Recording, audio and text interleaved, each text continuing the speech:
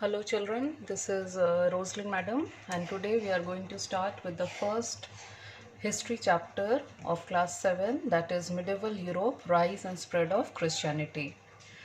So children, before we start with this chapter, first thing you have to know is that history is divided into three parts: ancient history, medieval history and modern history. And in this chapter we are going to study about the important events which took place in medieval Europe or the Middle Ages of Europe. Then we will also see the rise and spread of a very important religion, that is Christianity. So now we'll see this from when to when the medieval time started and ended in Europe. So the Middle Ages or medieval time in Europe was a long period of history from 500 AD to 1500 AD. That's 1000 years time period. So we'll see what were the important events which took place during this time. So the first set of event was the system of feudalism. So what is feudalism? In a feudal society, the king granted large pieces of land called fiefs to noblemen and bishops in return of military service.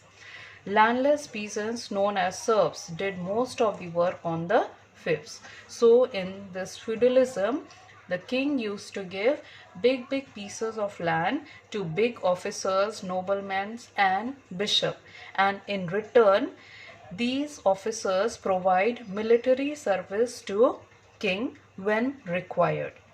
And in this big pieces of land, landless peasants or farmers called serfs used to work. Then second most important event of medieval Europe was the growth and rise of big cities. As the population started increasing, more and more people were drawn to towns and cities. And another event which took place was crusade. Okay, crusade we'll see in the later part of the chapter. Another most important event which took place was the Renaissance. The Renaissance was a time of great intellectual and economic change, but it was not a complete rebirth. It had its roots in the world of the Middle Ages. So, in short, you understand that this Renaissance was like a period of awakening when the people started thinking in a new way and they started discarding the old beliefs and traditions and started thinking in a new way. So it is, the word means rebirth. Now we are coming to the rise and spread of Christianity. So first we'll see from where this Christianity started. Christianity was born about 2000 years ago in Judah with Jesus Christ and his faithful group of disciples. His followers are known as Christians. Christianity is a monotheistic religion, that is, belief in one God, centered on the life and teachings of Jesus Christ. So this religion started 2000 years ago in a place called Judah, the present day Israel. Okay, and this religion started with the birth of Jesus Christ. And the followers of Christianity are called Christians, and it is a monotheistic religion, that means belief in one God. Next, birth and life of Jesus. So, where Jesus was born. Jesus, a Jew, was born in about 4th century at Bethlehem in Judah. His birthday, Christmas, is celebrated the world over on 25th December. He grew up in Nazareth in Galilee. His mother Mary and father Joseph although poor, were descended from Israel's most famous king, David. So Jesus was born in a small town called Bethlehem in Judah, and his birthday is celebrated on 25th December. His mother's name was Mary and his father's name was Joseph. So when he was 30 years old, he started traveling from village to village, preaching, teaching, and healing the sick people. He led a very simple life and he preached to the people through parables. Now, what is parable?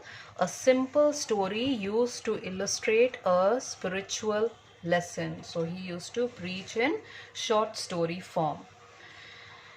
Now, very important event in Jesus Christ's life, that is his crucifixion.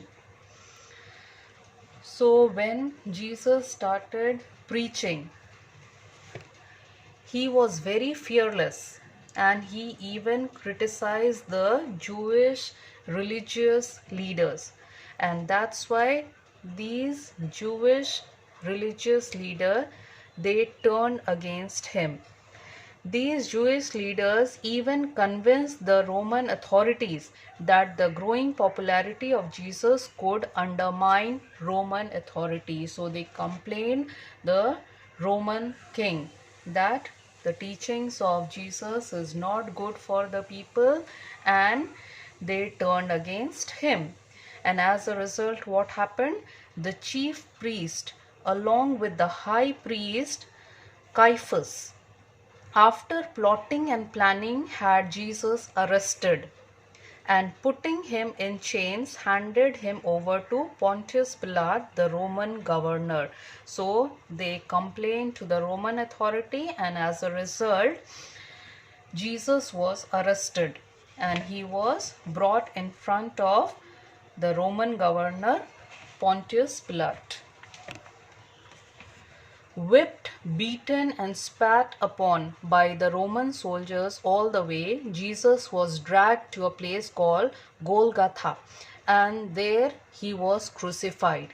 He was put to death on a Friday, known as Good Friday, since Jesus gave up his life for the good of mankind. So, finally, after very long torture and beating, he was crucified in a place called Golgotha on Friday, and that Friday is celebrated as Good Friday. Then, according to the belief, Jesus rose or resurrected from the dead on the third day, that is on Sunday, and this Sunday is celebrated as Easter Sunday every year in March or April. The Bible and the main teachings of Jesus. The holy book of the Christians is called Bible, and it is divided into two parts, Old Testaments and New Testaments. The Old Testament has 39 books like chapters, and New Testament is about the life story and teachings of Jesus Christ, and it contains 27 books or chapters. Now, the teachings of Jesus. So, when Jesus started preaching, his teachings were very simple and unique. And he used to say, Jesus preached that the best way to serve God was to help others, to love one another, and to forgive those who have harmed you. Then Jesus laid importance upon the infinite love of God. He promised the forgiveness and eternal life in heaven to the most hardened of sinners, provided they truly repented of their sins. So, in his teachings, Jesus used to say that we should always forgive the sinners, and if the sinners ask for repentance, then they can go to heaven. Next is decline of the ancient Roman Empire. So in this part we will see that how after the death of Jesus Christ such a powerful Roman Empire finally ended. And see here, around 200 AD the power of the Roman Empire declined.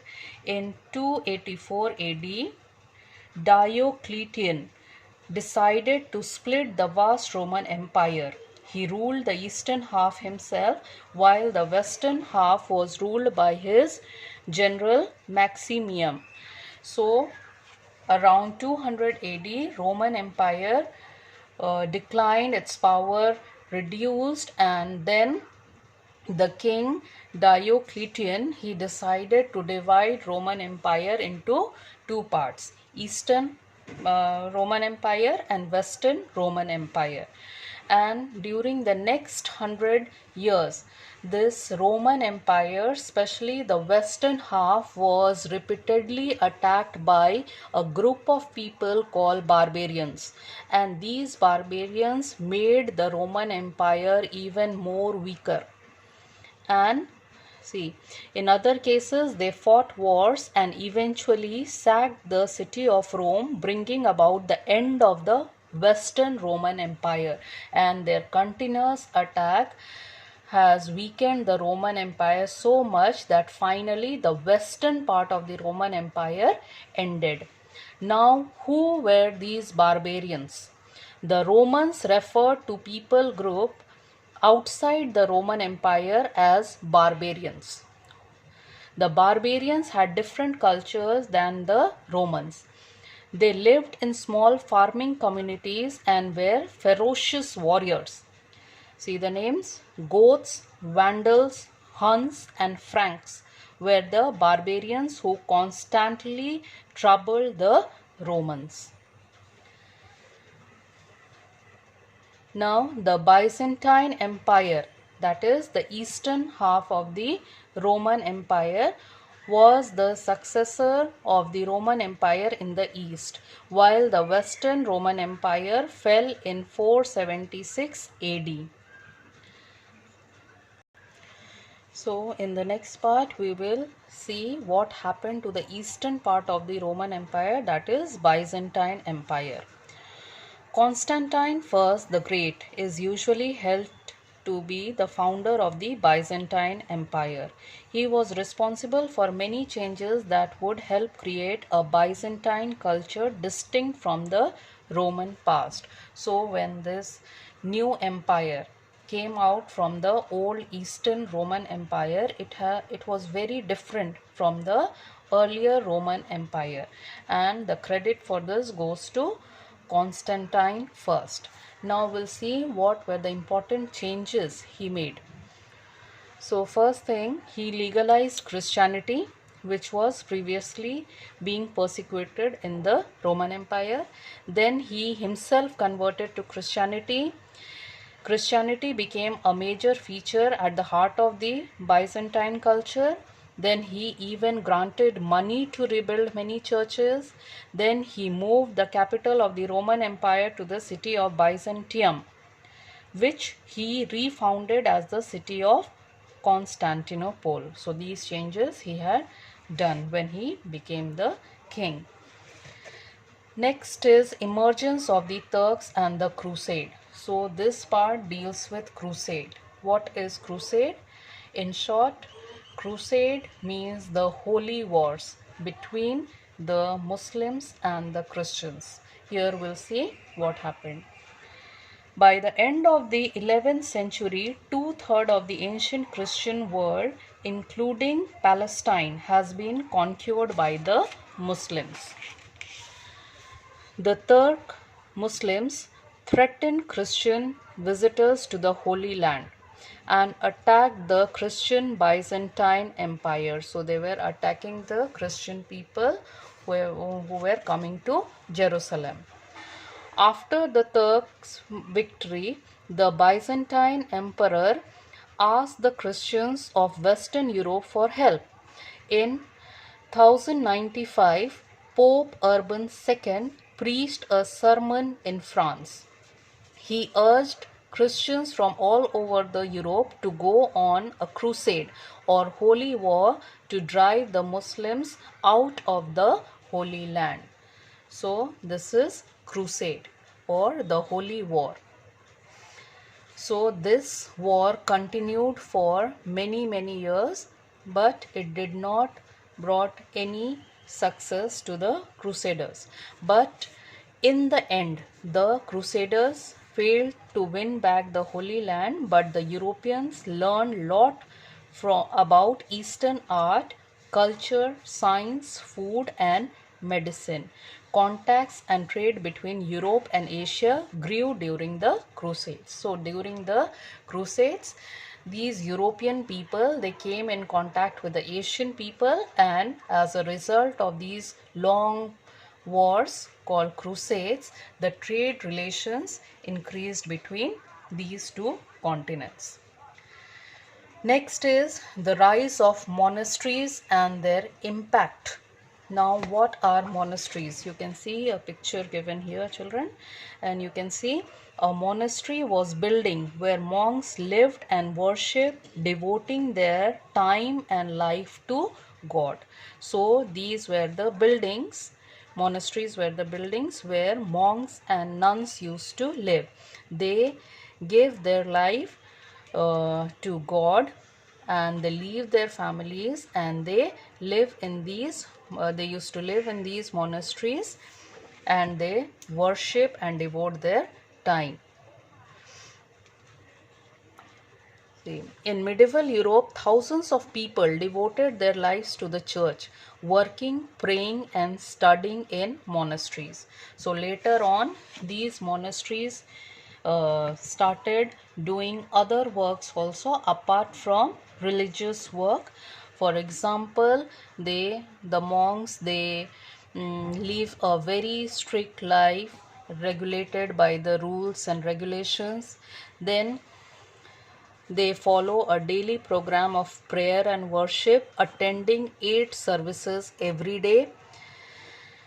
Then they did agriculture. Then they started taking care of sick people, gave food and shelter to travelers, and they even copied many books and Bibles. Then the books which were kept in the monasteries formed libraries during the Middle Age for the study by priests and friars. Last thing you see here, in the 1200s, new order of traveling preachers known as friars were formed.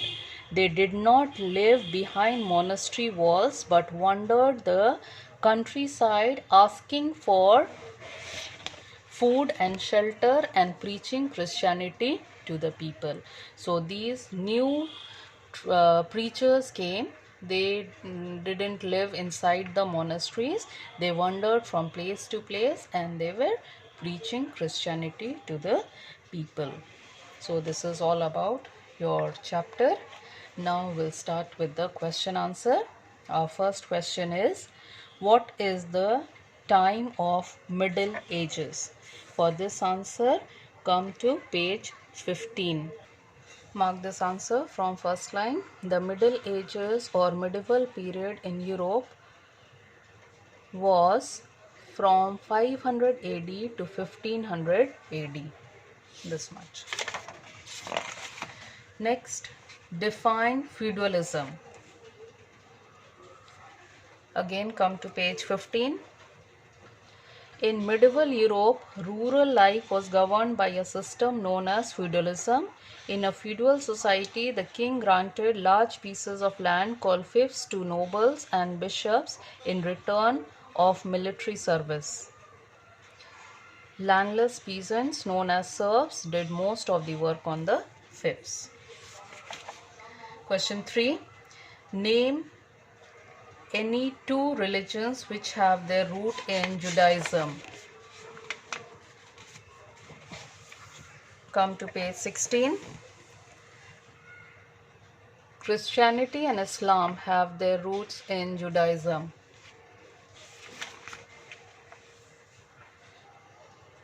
Question 4. Why do we celebrate Christmas on 25th December? Children, write this answer.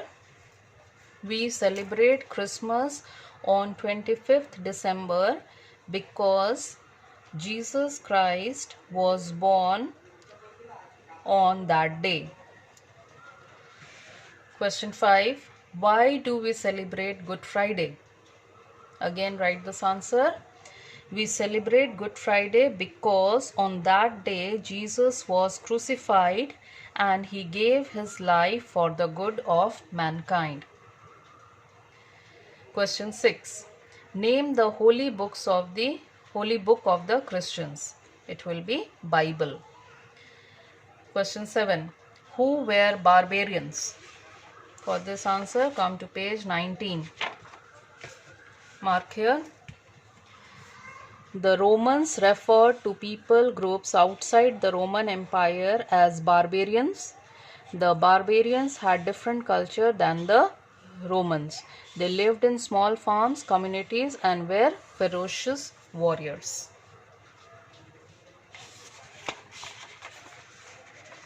Next, define monasteries. This answer you will get here, page 20, below the picture. It is written a monastery, you can write it the monasteries, where buildings where monks lived and worshipped, devoting their life and time to God. Question 9. Who was abbot? Again, page 20. The head of the monastery was the abbot, who often managed large states and sometimes even commanded his own knights. Last question. Who were fearers? Mark this answer from page 21. In the 1200s, new orders of traveling preachers known as fearers were formed. They did not live behind monastery walls but wandered the countryside asking for food and shelter and preaching Christianity to the people. Now we'll start with the long question, answer in detail. Question 1. Write any 4 features of feudal system in medieval Europe. Come to page 15. We'll be making points here. First point.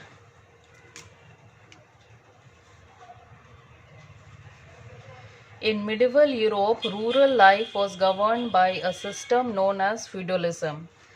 Second point.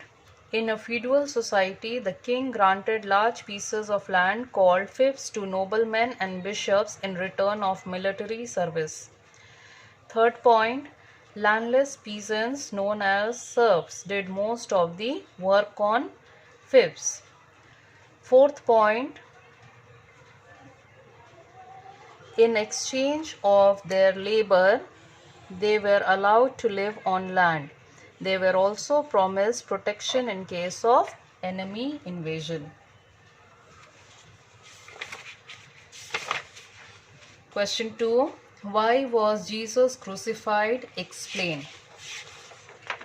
Come to page 17.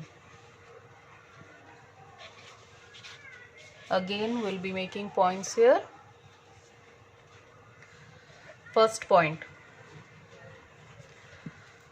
Jesus was fearless as he criticized the actions of those Jewish leaders whom he considered to be corrupt and evil. Second point. This created more enemies for him, so much so that some of these leaders complained against him to Roman governor of Judah. Third point. The chief priest, along with high priest Caiaphas, after plotting and planning, had Jesus arrested and putting him in chains.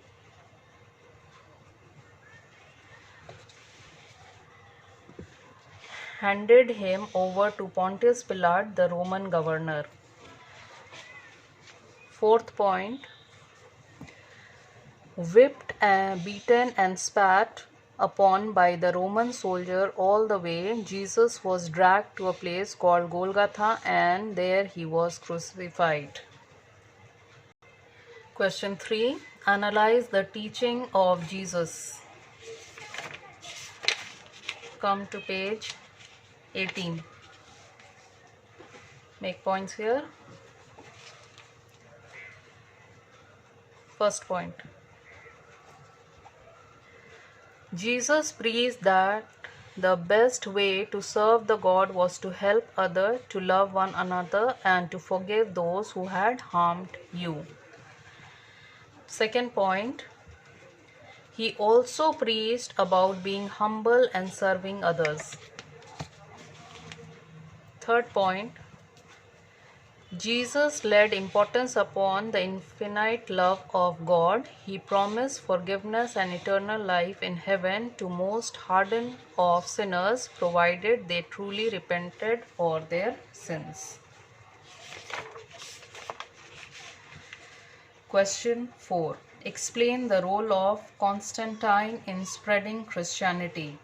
Come to page 19.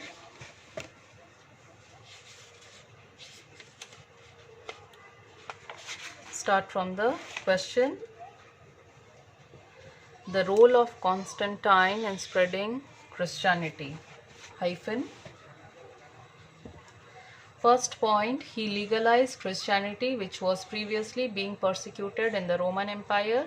Second point, he himself converted to Christianity and sponsored the Christian church. Third point, Christianity became a major feature at the heart of Byzantine culture. Fourth point, he granted money to rebuild many churches. 4 points for this answer. Next, explain crusades. Come to page 19. Come to page 19. Last paragraph. By the end of the 11th century, 2/3 of the ancient Christian world, including Palestine, has been conquered by the Muslims. The Turk Muslims threatened Christian visitors to the Holy Land and attacked the Christian Byzantine Empire. After the Turks' victory, the Byzantine Emperor asked the Christians of Western Europe for help. In 1095, Pope Urban II preached a sermon in France. He urged Christians from all over Europe to go on a crusade or holy war to drive the Muslims out of Holy Land. This much. Next, explain the contribution of monasteries in spreading Christianity. Come to page 20. Make points here.